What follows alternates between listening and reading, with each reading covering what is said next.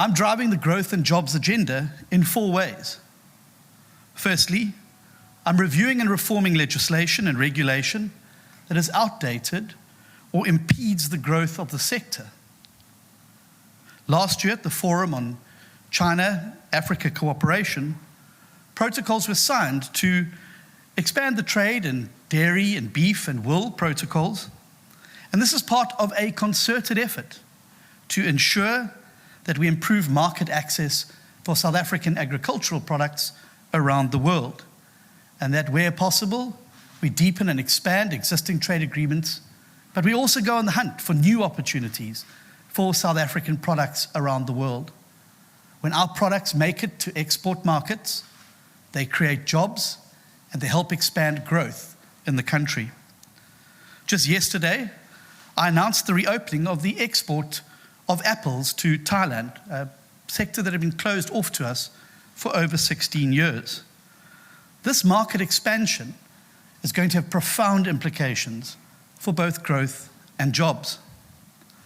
Ongoing efforts are underway to ensure that South Africa remains part of the African Growth and Opportunity Act, AGOA, which gives us preferential access to the United States market for not only manufactured goods, but also agricultural products and agro-processed products.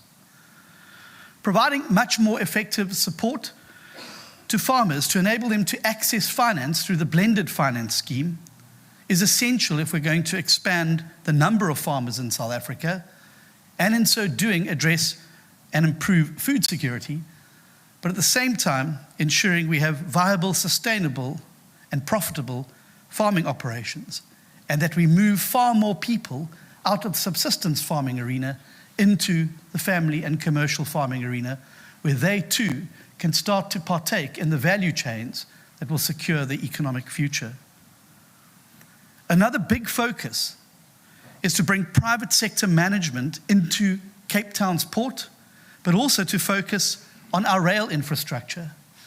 Having indicated and met with the industry and the fruit sector particularly, they have indicated that they are prepared to massively expand production over the coming medium-term process, provided they can have the guarantee that they can get their products to the port and those ports are able to get their products to the international markets.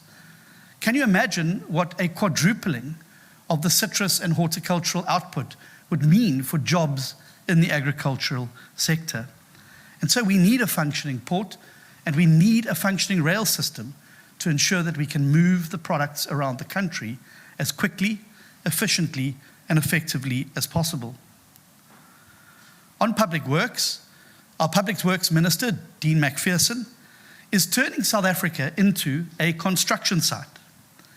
He is using infrastructure and Infrastructure South Africa to pilot a number of new approaches to how we deal with critical infrastructure in 4 municipalities. And he intends to roll this program out to another 18 municipalities once the pilot is done. This is in line with his commitment to use public assets for public good, to use infrastructure as a vehicle for growth and opportunity in the country.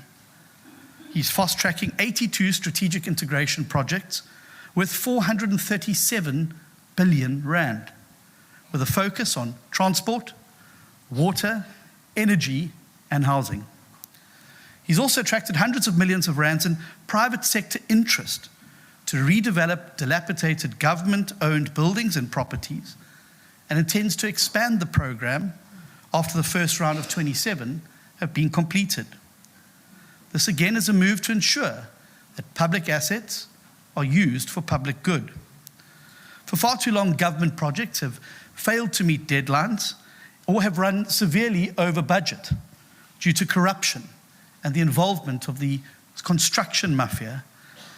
And as Minister McPherson has said very clearly, their days are now numbered after he piloted a program in eThekwini that brought the police, players in the construction sector, and various other role players together to combat the scourge of the construction mafia, which for far too long has led to inflated prices, has held back growth, and ensured that we aren't able to proceed with those projects.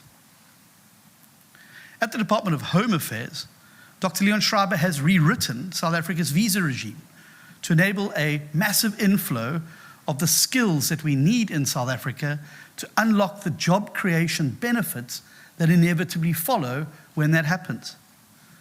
Even more boldly, he is now digitizing Home Affairs in its entirety.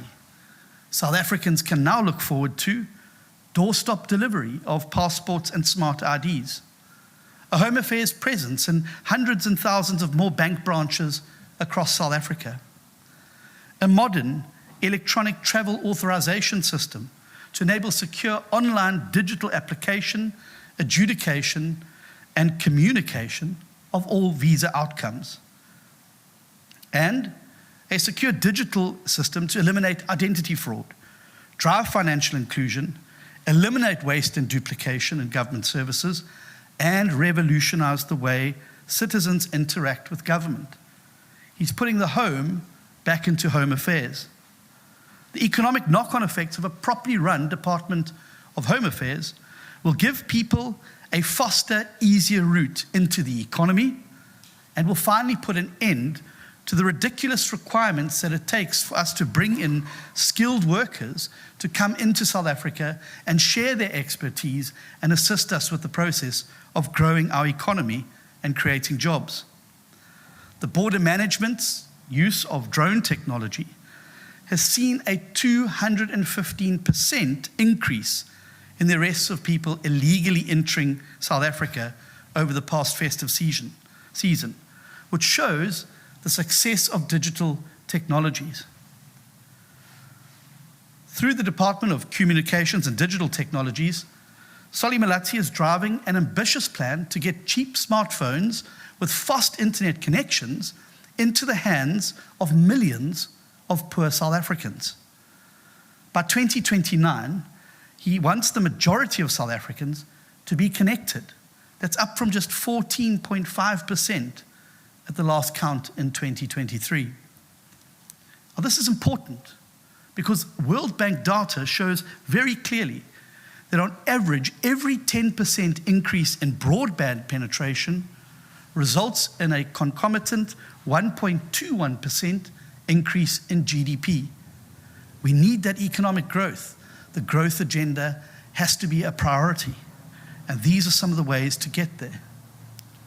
Dr. Dion George at the Department of Forestry, Fisheries and Environment is implementing measures now to empower coastal communities through sustainable fisheries management.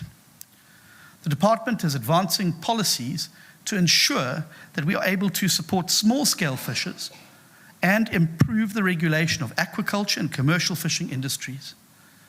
In particular, 12 proclaimed fishing harbors have been identified now as coastal economic hubs, providing opportunity for growth and jobs to the communities they serve, while at the same time massively improving food security. In another move to help small-scale fishers, the Department of Forestry, Fisheries and the Environment has allowed subsistence fishers to catch 36% more of legal species. This will reduce the cost of the living burden on these households and improve food security, whilst not compromising the sustainability of our fish stocks.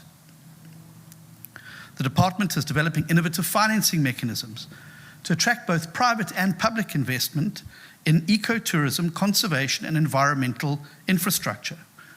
The National Biodiversity Economy Strategy is projected to create 397,000 new jobs and inject 127 billion rand into the economy annually by 2036. In education, Saviri Gahube, despite managing an ongoing funding crisis that can also only be resolved if we're able to grow the economy so that it generates the money we need so that we can fund education fully, is still driving reforms aimed at improving education outcomes.